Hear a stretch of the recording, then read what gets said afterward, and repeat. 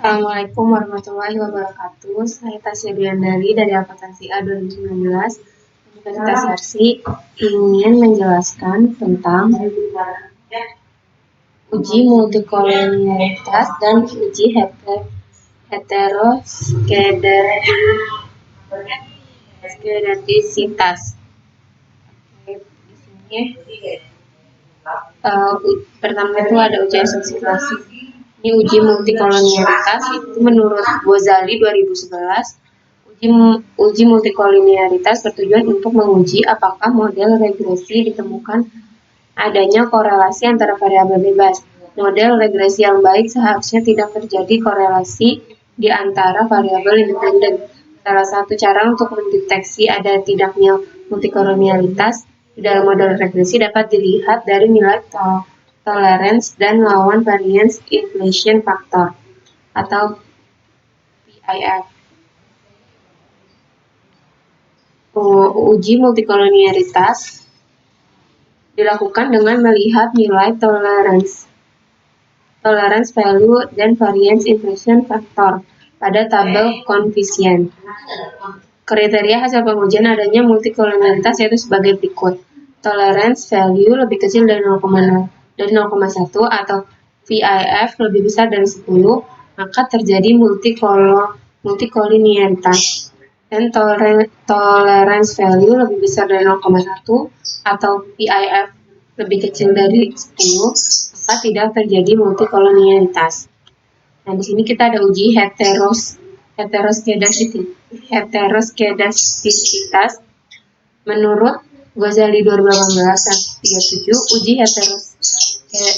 uji heteroskedastisitas bertujuan untuk menguji apakah dalam model regresi terjadi ketidaksamaan varians dari residual satu pengamatan ke pengamatan yang lain. Model regresi yang baik adalah yang homoskedastisitas atau tidak terjadi heteroskedastisitas. Uji heteroskedastisitas dengan grafik plot Z-Press dan SRES-ID. Pada umumnya, model regresi yang baik yaitu model regresi yang terbebas dari masalah heteroskedastisitas. Untuk menguji asumsi heteroskedastisitas dapat menggunakan grafik scatterplot. Grafik scatterplot melihat antara nilai prediksi variabel dependen atau Z-Press dengan residual SRES-ID. Deteksi ada tidaknya heteroskedastisitas dapat dilakukan dengan melihat ada tidaknya pola tertentu pada grafik scatterplot antara SRES-ID dan Z-Press yang telah diprediksi. Adapun cara mendeteksi atau tidaknya heteroskedastisitas adalah melihat grafik scatterplot. Dasar analisisnya adalah jika ada pola tertentu seperti titik-titik yang ada membentuk pola tertentu yang teratur, contohnya kayak bergelombang, melebar, kemudian menyempit, maka mengidentifikasikan telah terjadi heteroskedastisitas. Jika tidak ada pola yang jelas serta titik-titik menyebar di atas dan di bawah angka 0 pada sumbu Y, maka tidak terjadi heteroskedastisitas. Uji heteroskedastisitas dengan uji Glatzer. Uji Glatzer yaitu regresi nilai absolut residual terhadap variabel independensi. Jika variabel independen signifikan secara statistik mempengaruhi variabel dependen, maka ada indikasi terjadi heteroskedastisitas. Hasil tampilan output SPSS dengan jelas menunjukkan bahwa tidak ada satupun variabel yang signifikan secara statistik mempengaruhi variabel dependen nilai absolut IT. Hal ini terlihat dari probabilitas signifikan di atas tingkat kepercayaan 5%. Jadi dapat disimpulkan model regresi tidak mengandung adanya heteroskedastisitas. Ada lagi uji heteroskedastisitas dengan uji Park. Menurut Ghazali, uji Park mengemukakan metode bahwa varians atau S kuadrat merupakan fungsi dari variabel independen. Apabila koefisien parameter beta dari persamaan regresi tersebut signifikan secara statistik, hal ini menunjukkan bahwa dalam data model empiris yang diestimasi dapat heteroskedastisitas Dan sebaliknya, jika parameter beta tidak signifikan secara statistik, maka asumsi homoskedastisitas pada data model tersebut tidak dapat ditolak. Adapun kriteria uji Park menurut Ghazali adalah jika nilai probabilitas lebih besar dari 5% atau 0,05, maka dikatakan tidak terjadi gejala heteroskedastisitas. Jika nilai probabilitas lebih kecil dari 5% atau 0,05, maka dikatakan terjadi gejala heteroskedastisitas. Jadi di sini kita mau uji yang ini dulu, yang multikoleritas.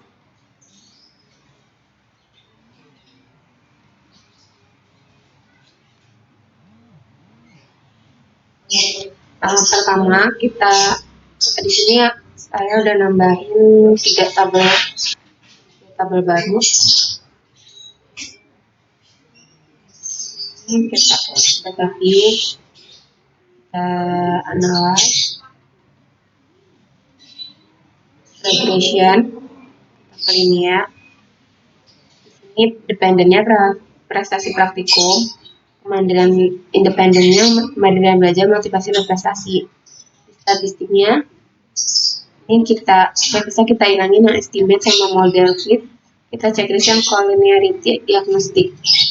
Continue. Plotsnya jadi seperti ini. Terus stepnya yang standardizednya kita checklist. Kita oke. Di sini kita lihat tadi sama yang ini. Untuk uji asumsi klasik, kita melihat nilai tolerance dan PIF. Jika nilai tolerance lebih besar dari 0,1 atau PIF lebih kecil dari 10, maka tidak terjadi multikolonialitas. Dan sebaliknya. Nanti di sini kita lihat nilai toleransinya itu 0,789 untuk yang kemandirian belajar dan motivasi berprestasinya 0,789 nilai toleransinya. Maka dia lebih besar dari 0,1. Maka tidak terjadi multikolonialitas. Sedangkan yang PIF-nya itu di sini kita lihat 1,268 untuk kemandirian belajar dan motivasi belajar juga sama 1,268. Maka dia lebih kecil dari 10. Hasilnya sama, yaitu tidak terjadi multikolonialitas.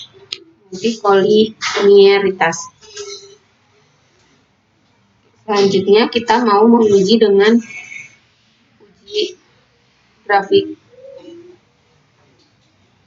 plot z-prat dan SSID.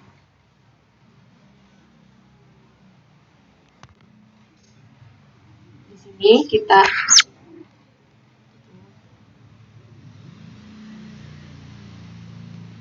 analyze, kita regression, ya.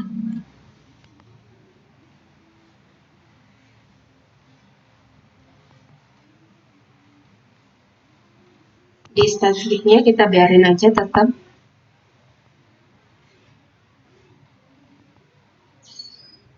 Statistiknya kita biarin kayak gini. Di plotsnya kita masukin yang z-prat itu ke variabel x dan yang SSID itu yang ke variabel y. Continue.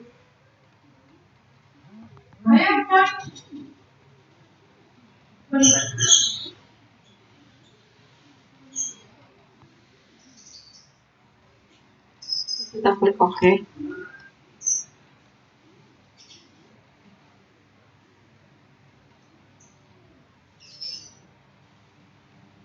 Nah, ini udah ada scatter plotnya, kita lihat di sini.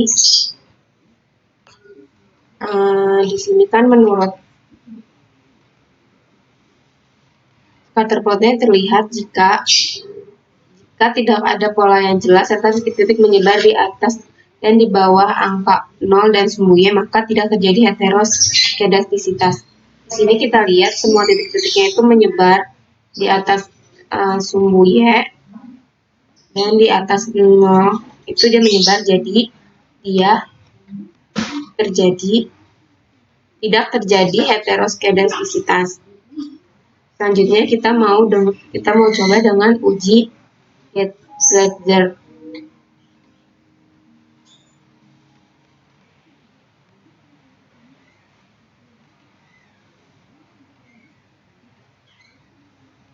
Di sini kita transform compute variable. Di sini katanya kita ganti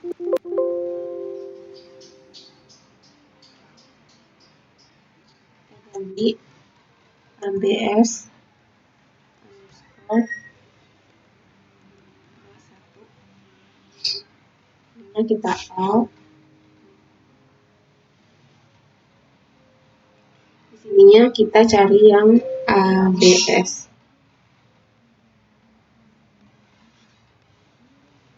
Kita hapus yang sebelumnya tadi kita coba.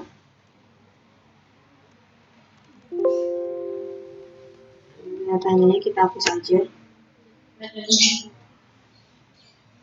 Kita masukin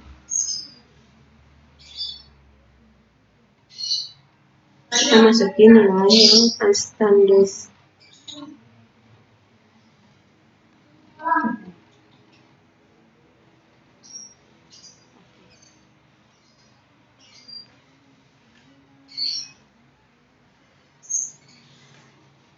Kita lihat di ekspresinya.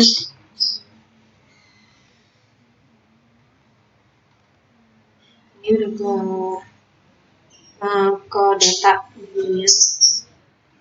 Kita lanjut.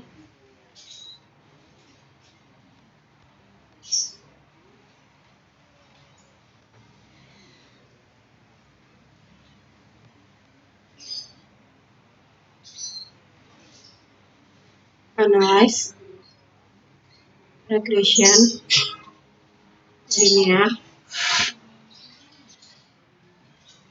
Kita ganti yang prestasi praktikumnya jadi ABS res 1. Statistiknya kita checklist yang estimate, convenience matrix, model fit. Kita open ini. Plotnya kita biarin aja tetap seperti itu. Kita continue.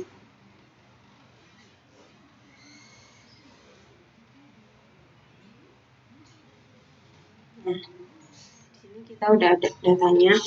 Nah, di sini kelihatan di sini datanya itu dependent variable-nya itu ABS underscore res 1. Di sini kita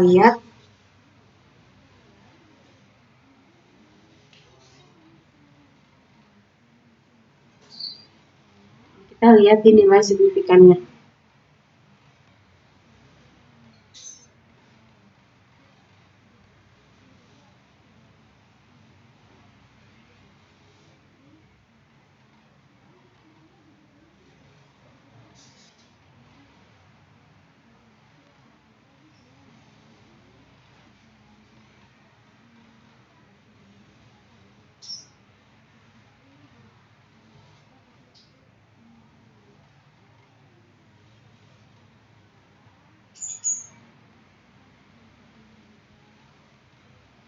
Ini terlihat dari probabilitas penelitian di atas tingkat kepercayaan 5%. Jadi dapat disimpulkan model regresi tidak mengandung adanya heteroskedastisitas.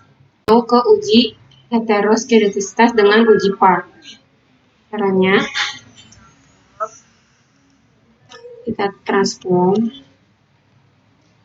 kita compute data lagi, transform compute variable. ABS-nya kita hapus, kita ganti jadi S_2.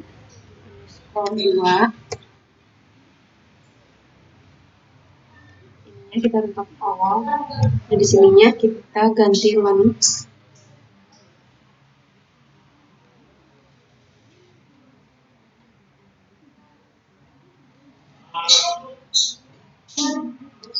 Kita ganti dulu. Hapus. Datanya kita hapus juga. Kita masukin asam guys.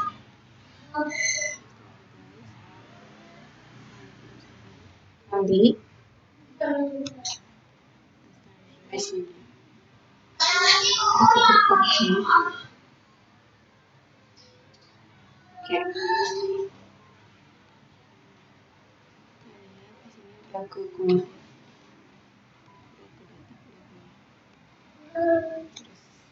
semuanya. Selanjutnya kita mau compute besok ke yang ras 2. Variable kita ganti underscore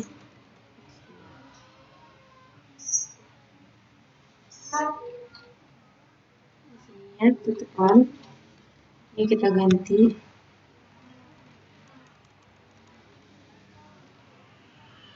ras 2.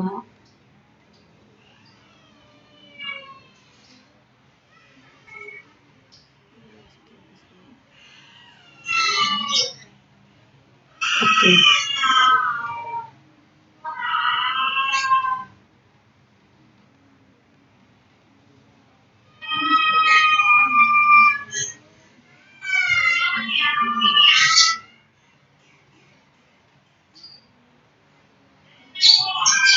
Di sini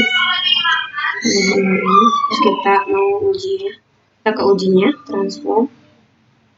Kita ke analyze regression. Linear.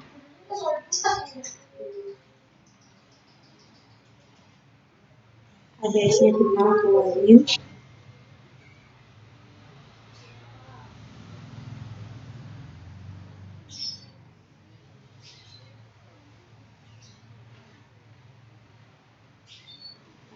Kita keluarin. Kita masukin yang contrast.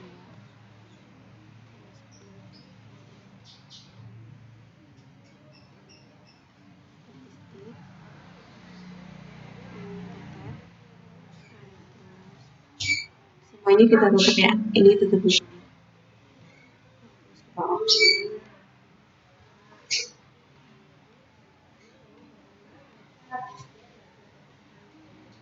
Kelihatan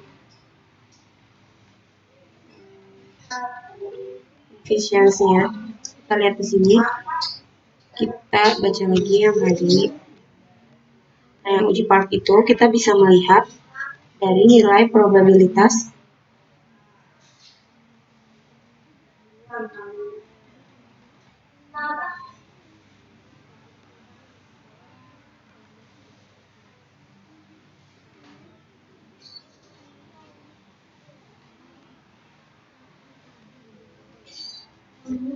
dari sini aja.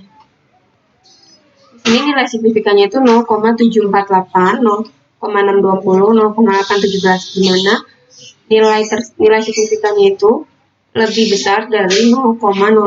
Maka dikatakan tidak terjadi gejala heteroskedastisitas.